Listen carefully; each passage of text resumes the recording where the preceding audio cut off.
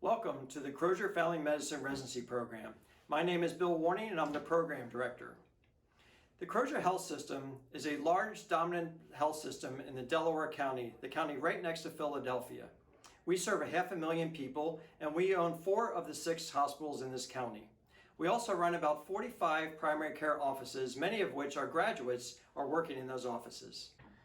Our residency program started in 1994, and we've graduated over 250 residents and fellows since that time. Many of our fellows and residents work in this Philadelphia marketplace as well as our Crozer Health System as well. Out of the 4 hospitals, our residents mostly work at Crozer Chester Medical Center and Delaware County Memorial Hospital. We also run 2 large offices, the Center for Family Health in Springfield, Pennsylvania, as well as a federally qualified health center in underserved Upper Darby. The Philadelphia marketplace has changed dramatically over the last 5 or 10 years. Many of the health systems are getting bigger and acquiring partners. We also acquired a partner, Prospect Medical, in 2016.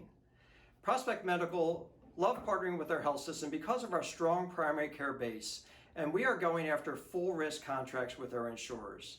Gone are the days where it's just quantity that gets you money. We're going to go for quality over quantity. We're actually going to be getting paid for taking good care of patients, high quality care of patients, over just seeing patients and visits. We love our partners in Prospect Medical because they have a 30-year experience in doing full risk contracting and bringing that to the Philadelphia marketplace. Our residency program really hit the national scene a little over 10 years ago when we became the first residency program in the country to be certified as a patient-centered medical home.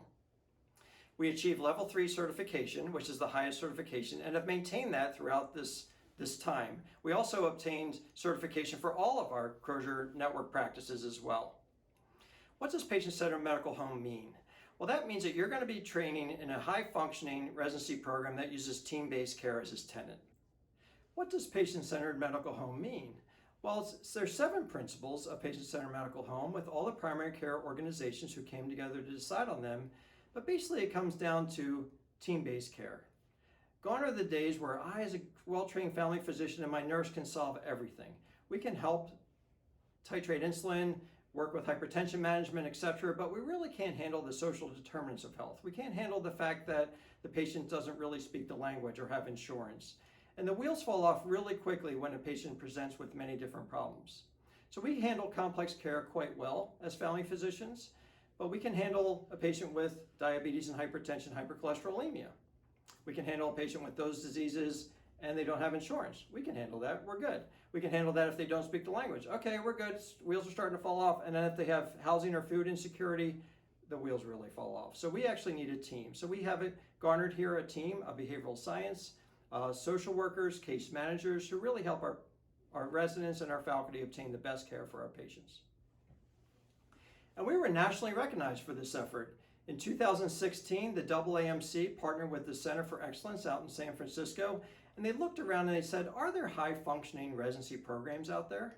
When you think about residency clinics, it kind of conjures up this idea of a residency clinic with a really packed waiting room, and people really don't have schedules, and doctors are running around in scrubs in and out. That's not the office that we run. We have always had the philosophy that this practice will be a practice. It will be a beacon for future practices that Crozer expands in the future. And we want to really be the light that shines into this new model of care. In 2016, the Center for Excellence went around the country in primary care looking at family medicine, internal medicine, pediatric clinics, and they found 50 that they thought were really high functioning. We were one of those clinics, and there were only 12 family medicine clinics and only 6 on the East Coast, and we are one of those clinics that were recognized in 2016 as a high-functioning clinic. And then in 2018, they re-looked at all the data and they said, actually, Crozer, you're in the top 3. We were named as one of the top 3 highly functioning residency clinics in the country. And that was really based on our tenets of team-based care, doing all the wraparound services that are really needed to get the best quality of care for our patients. And then in 2012, we took it to the next level. We started super utilizer work. So we partnered with the Camden Coalition, which is the National Center for Complex Health and Social Needs. And we started a super utilizer fellowship in 2012 to really do this complex work for these really complex patients. So what is a super utilizer? Well, all of you know what a frequent flyer is, or those patients you see all the time. I always tell our residents, if you're rounding on the inpatient team and you get to know patients because you've admitted them before, that's not good. In the emergency room, you should never know the patient. It should always be a new patient. Yet, Fred always comes in on Fridays, and all the nurses know him, and these are kind of those frequent flyers. And we studied it. We had several frequent flyers in our residency program, but then there's a gap between those patients and superutilizers. Superutilizer patients will spin your head. These are patients that consume health resources like no other. The first couple patients that we managed, one was an elderly gentleman who was admitted 30 times in an 18-month period on our own service. I took care of him twice.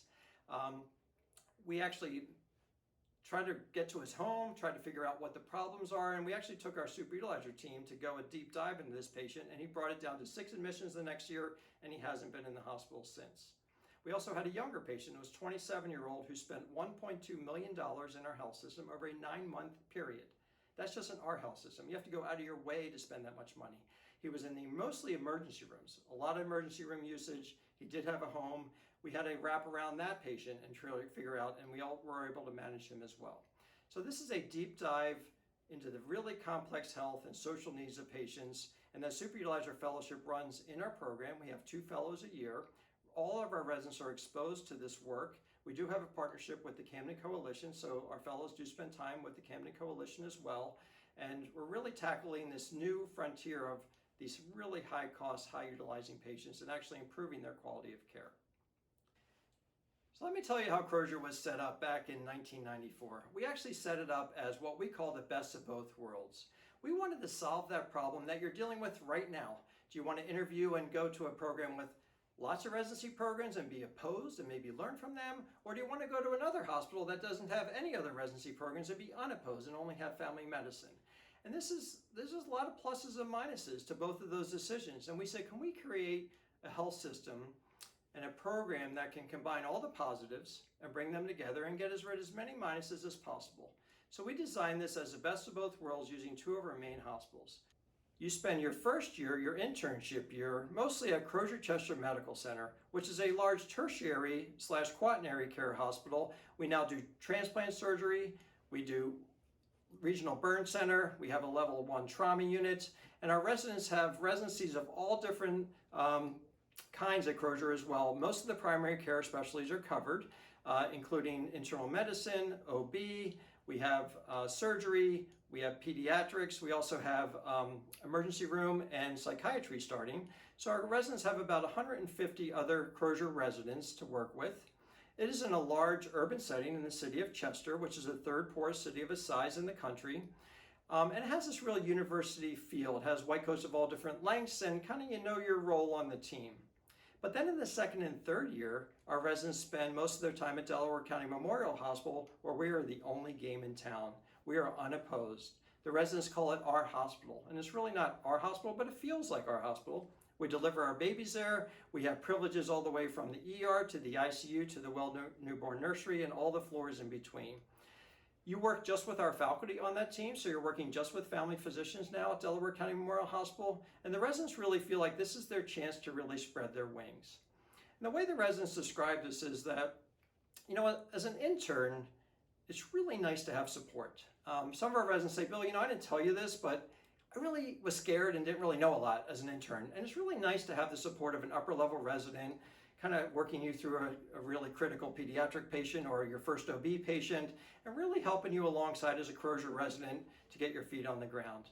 But then as a 2nd year, you really don't want to be the 2nd year family medicine resident on the 3rd year internal medicine resident's team. Like, nice guy, learned a lot from you last time, but I don't really need you right now. You're kind of in my way. Our residents want to go right to the attending. They say, I have questions, and most of them are pretty good. So I'd like to just ask the attending, thank you. I don't really need this layer of hierarchy. So what feels really supportive and hierarchical as an intern really feels stifling and suffocating as an upper level. So we designed our program that in the last 24 months, literally our last 2 years, every single rotation is designed that you work directly with the attending. There's no one in between you and the attending. There may be our interns or other interns or medical students on the service that you're teaching, but no one's in between you and the attending. And our residents really feel like that's the ownership that we have in this unopposed part of our program. I have residents who are here just for this slide. I have residents who are here that have their significant others thank me for Crozer, because on the interview trail, the significant other would say, hey honey, how was your interview? And they say, well, it was pretty good. It had, this, and this, but it didn't have that, and that. And they're like, well, how was your other interview? It's like, oh, it had pretty good. It had, this, and this, but it didn't have that, and that. Like, well, can someone just combine it all and get it all together? And this is really what the best of both worlds has done. There's no other residency program in the middle Atlantic states that can claim this. We do this all within the same county, our same health system. You don't drive, don't live anywhere else. It's kind of a 1-2 program, but you basically spend all your time within our health system. And Delaware County Memorial Hospital, which is, quote, our hospital, is a robust community hospital. It has all the specialties that we need. We have like we said, we deliver our babies there in the maternity floor. We have full newborn nursery privileges. We have a NICU, full ICU, and our residents are engaged and really involved in all floors of that hospital. And then our Chest Pen Upper Darby office. So we call this our Teaching Health Center. This is a federally qualified health center where our residents can track and spend time during their years building their continuity panel. Let me tell you a little bit about the history of our Chest Pen office. So back in the late 80s, 90s, into the early 2000s, this area of our county, which is really about a mile west of Philadelphia, so it's about a mile west of 69th Street, right over the county line of Philadelphia into Delaware County, was becoming multi-ethnic, very globally multicultural. We were admitting a lot of patients to Delaware County Memorial, taking care of them, figuring out at the time when they were in the hospital that they had hypertension, diabetes, and I'm not sure what your cholesterol is doing, and you need primary care. Can you come follow up with us over here in Springfield? And the patients didn't come. We say, no, we're admitting you the second time now, and you have this acute problem. We can take care of this. You just need really good primary care and prevention. Can you please come over to Springfield? I can almost see the office from here. It's about 7 miles away. Make an appointment, and they don't come. So we said to Crozer, we need to set up an office over there in Upper Darby. There's a huge need. The patients aren't coming over here, so let's just on a shoestring this started. So in 2004, we actually buddied up with a WIC office that we had there. We took 3 of their exam rooms. We had 1 running sink, and we did 3 half days a week.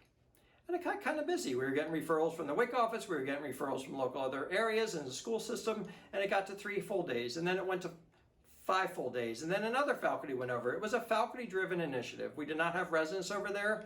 We decided, let's just see if we can start it.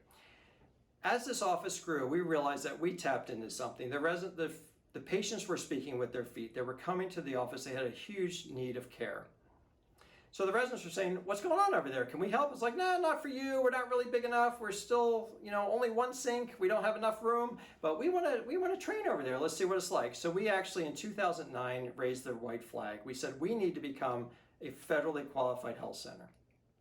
And the federal government, like the federal government usually does, said no. It basically drew a circle around the zip code analysis of where we were, and they said, are you kidding me? Look at all the doctors that are in this area. We're right west of West Philly. We're right there where everyone else is, and there's tons of doctors. And we said, no, these patients are not getting care. So we made a lobby.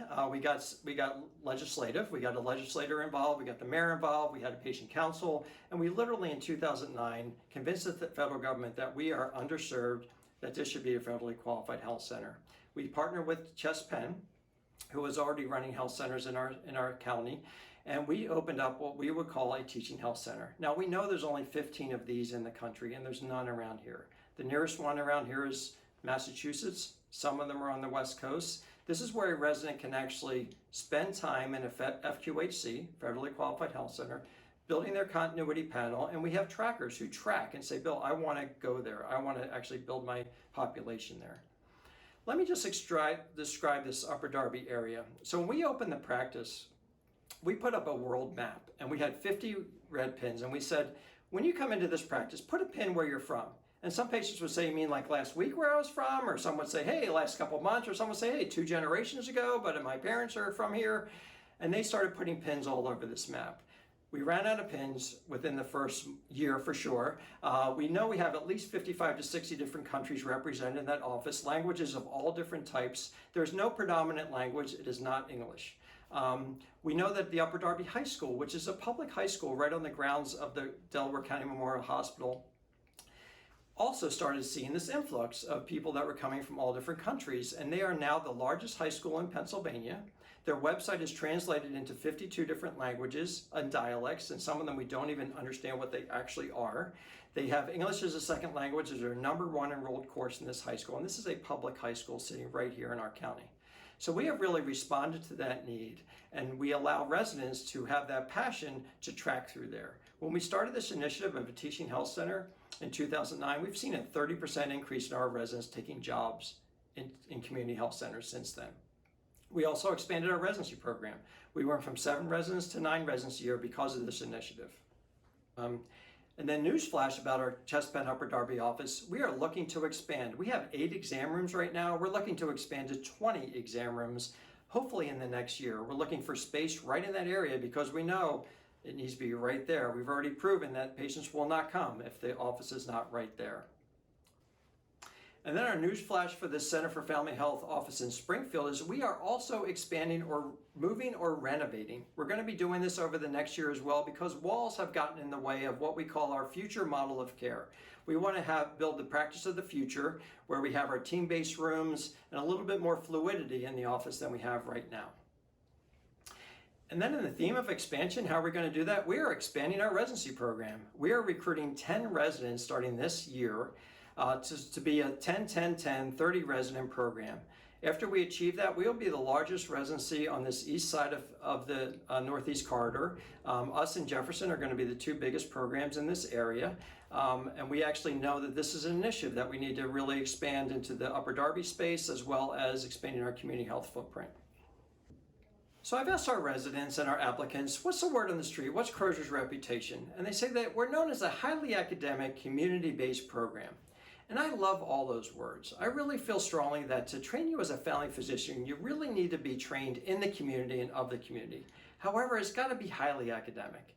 And you have probably already been on rotations as a 4th-year medical student where you're kind of like, well, I'm kind of on the selective and I'm a little too far away from academics right now. It's got to be highly academic. We take our curriculum very seriously. It is a 36-month evidence-based curriculum. We have a rigorous educational program. This is a place where you're coming to learn, and we're going to teach you all of family medicine in a short time in 36 months. How do we get that highly academic reputation? Well, one thing is that we do sign-out rounds. We actually bring inpatient sign-out rounds to the outpatient environment. So when you see patients in the offices, which are active in both of our offices, you sit down and go over your list and talk about all of your patients in an academic way with your faculty at the end. We also do this very unique thing called Classroom Month. When you sign a contract to be our resident here for 3 years, you're also telling me that September or October of your 2nd year, your butt will be in a seat in a classroom for a month. We literally have you say, no vacations allowed. You're not allowed to, you can be pregnant, but you're not allowed to be delivering your baby. You can be in a wedding, but not your own. We literally have you in a classroom for an entire 4-week period, and we actually do an academic month.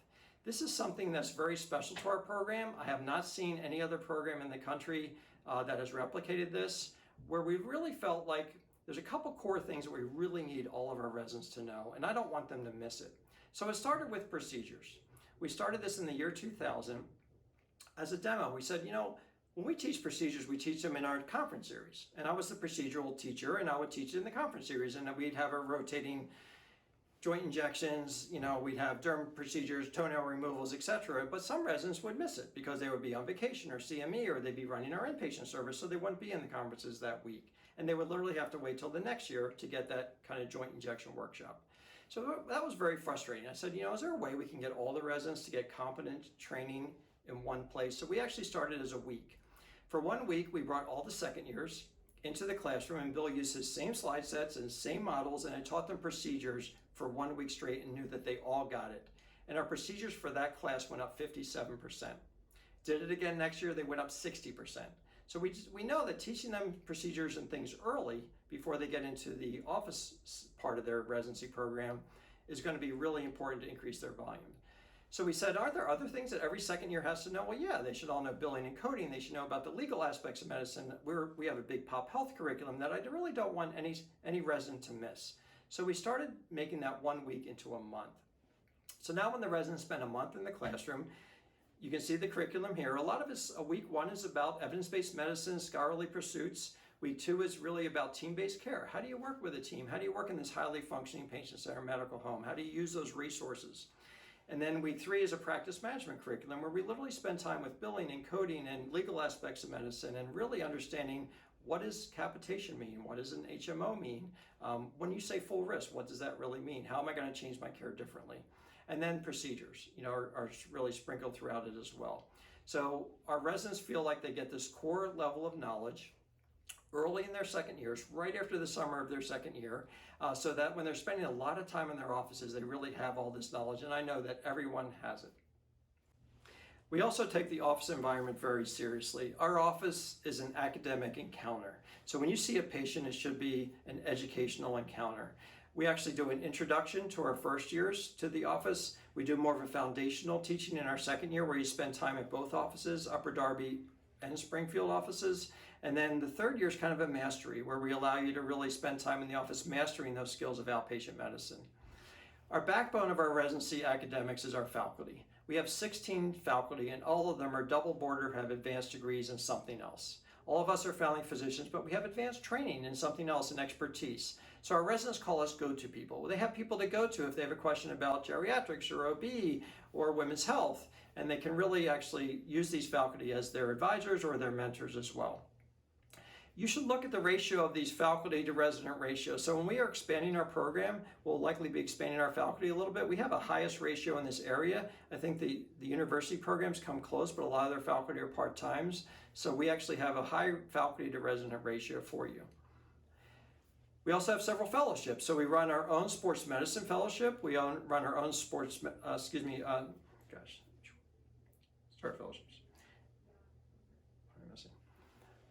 We also have several fellowships. We run our own sports medicine fellowship, which just grew from 2 fellows a year to 3 fellows a year.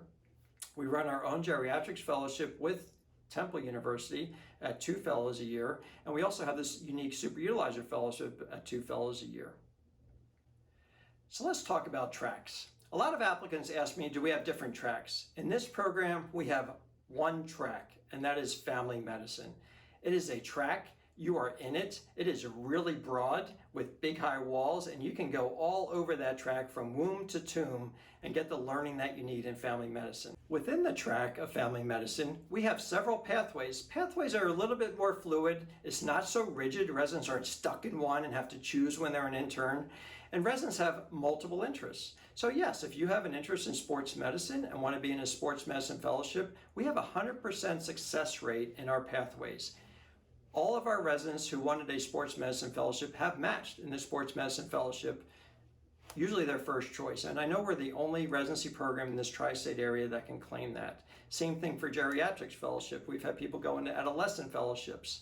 We also have several pathways of interest. So if people are interested in women's health, geriatrics, addiction medicine. These are some of our major pathways, and then we have multiple minor pathways. If someone wants to pursue a faculty development fellowship or to get faculty development experience, they can take that pathway. With all of our pathways, and this list is not even exclusive, the most common question that residents ask me is, can I do more than one? Yes, you can. Can I be a sports medicine fellow even have underserved interests? Yes, you can. Can I have these other kind of interests? So we actually have a lot of advisors and mentors for all of these pathways, so residents can pick and choose the area of focus that we want and be flexible in kind of going in and out of their interests as they choose. And one good example of this is the residents just got together and decided to do a lifestyle medicine curriculum. So we now have a lifestyle medicine pathway where residents are getting extremely excited about even becoming certified as lifestyle medicine physicians when they graduate. And our curriculum. I will certainly not go over this entire slide, but we have a lot of strengths in our curriculum. We give you the broad-based curriculum from womb to tomb. Our goal is to try to give you all the tools of the trade that you can use, whether you decide you want to pursue a certain aspect of family medicine or not. One of the multiple strengths that we do have is our procedural training. As we talked about Classroom Month, where we teach you the basics of all the procedures, and our residents then perform the procedures throughout their time in our offices. In addition to that, we bring outside specialists in to run clinics. We have a procedural dermatology clinic twice a month where a dermatologist actually comes side by side, and we do all of our dermatology procedures in the office.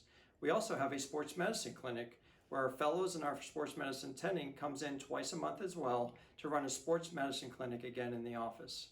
We run a GYN clinic. We do GYN procedures right in the office, including colposcopy, IUD, and LARC insertions. We also do a psychiatry clinic where a psychiatrist comes to us once a month and does psychiatry rounds and patient interviews in our office. And we also have an OMM clinic for osteopathic manipulation. That clinic runs now twice a month, one in the evening, one in the daytime, to really teach the principles of OMM as well as allow residents in the evenings to practice on their patients as well. We found that bringing the clinics into us keeps all the procedures in-house, so our residents are actually doing the procedures on their patients instead of referring out. The flexibility in our curriculum is right at the bottom. We give you a third of your third year as elective time. So you have 4 months of elective time where you can choose to create your own agenda depending on your interests and how they've developed through the residency program. And this is where a lot of the pathways come in. So you have some away electives where you can be completely away out of this area. We have international electives where residents can literally go overseas and do international electives if they so choose.